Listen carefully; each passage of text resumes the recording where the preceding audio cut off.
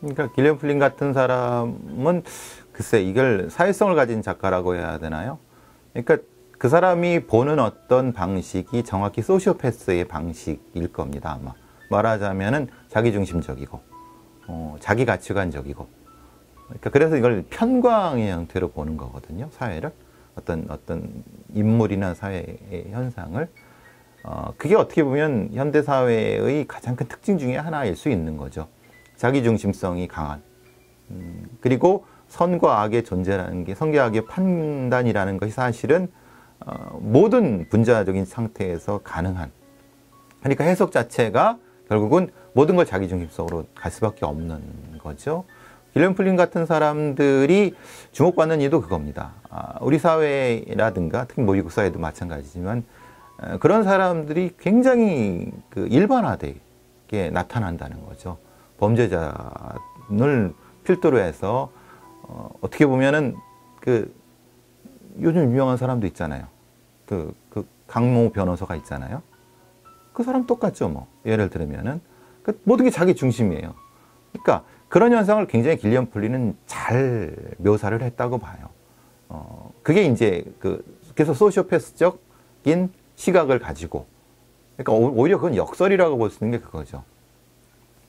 섣부르게 선악이라든가 윤리를 제시하지 않고 편광 형태로 제시를 하면은 독자들은 그걸 가지고 머릿속에서 조합하면은 아주 입체적인 사회를 그려낼 수 있으니까 그런 측면에서 길리엄 플린을 상당히 저도 참 좋아하는 작가이고요.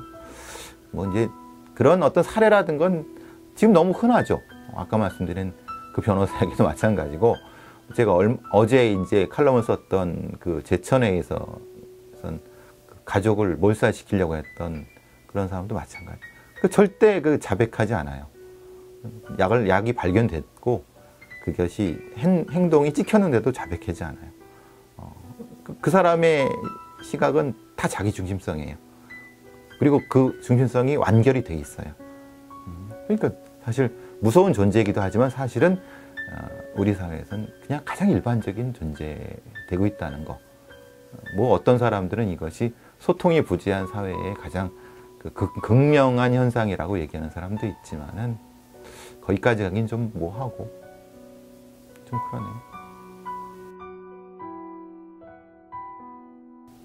글쎄요. 둘 다 거짓말을 했겠죠. 당연히. 이런 종류의 소설에서는 글쎄 이게 뭐 하나는 진실이고 하나는 거짓이다. 이런 것은 저는 성립될 수 없다고 보고요. 왜 진실처럼 거짓말을 하고 거짓말처럼 진실이 되는가가 전 중요하다고 볼 수 있고요. 이게 이제 새롭게 구성된, 사실은 허상일 것 같지만 그게 실제 사회죠. 그래서 저는 길리엄 플린이 더 평가받는 이유가 그런 것 같아요. 사실은 누가 거짓말을 통해서 진실을 찾아갈 그런 이유는 없는 거예요. 왜냐하면 실존하는 세상 자체가 그것을 반영하고 있기 때문에. 그래서 거기에 대한 답은 제가 별로 적절하지 않을 것 같아요. 그런 답은. 실제로 사이코패스나 소시오패스를 잡아갖고 면담을 하면은 실제로 그래요. 이게 진짜인지 가짜인지 허상인지 그걸 잘 판단하기 힘들어요. 왜냐하면 이 가공 능력이 탁월해요. 근데 그게 사람의 거짓말이라는 게 1부터 10까지 모든 걸 거짓말하는 사람은 거짓말쟁이가 아니에요. 1부터 10까지 중에 하나나 두 개를 거짓말을 하죠. 그게 진짜 거짓말쟁이가 그거거든요.